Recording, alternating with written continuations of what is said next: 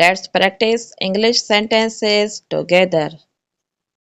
असांखे हर एक जी इज़त करणु घुरिजे, भले उन्हनि जा ख़्याल मुख़्तलिफ़ हुजनि. We should respect everyone regardless of their opinions. दुआउनि सां तक़दीर बदिलजी वेंदी आहे.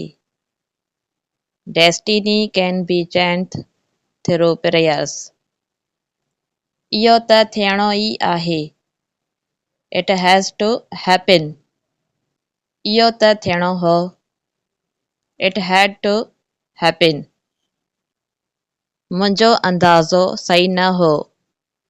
My estimate was off the mark. ही सूट पाइण लाइ आहे. This suit is meant to be worn. टांकी में पाणी न आहे. There is no water in the tank. हू पंहिंजे पीउ ऐं माउ जो इकलौतो पुटु आहे. He is the only son of his parents. हू वॾी उमिरि में बि जवान नज़र अचे थो. He looks young even in old age. ऐं फीमेल जे लाइ हीअं चवंदासीं. हूअ वॾी उमिरि में बि जवान नज़र अचे थी. She looks young even in old age. वधि में वधि 1000 ख़र्च थींदो. It will cost 1000 at most. मूंखे नज़र लॻी वई आहे. I have been affected by the evil eye.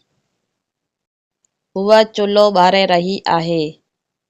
She is lighting the stove. हू वज़नी बॉक्स खणी रहियो आहे. He is lifting a heavy box. मूं कल्ह राति अलार्म लॻाइण विसारे छॾियो. I forgot to set the alarm last night. नल खुलियल न छॾियो. या तव्हां हिन सिंधी जुमिले खे हीअं बि चई सघो था. नलको खुलियल न छॾियो. Don't leave the tap open. महिरबानी करे थोरो सब्र करियो.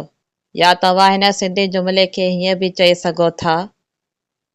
महिरबानी करे थोरो इंतज़ारु करियो. Please bear with me for a moment.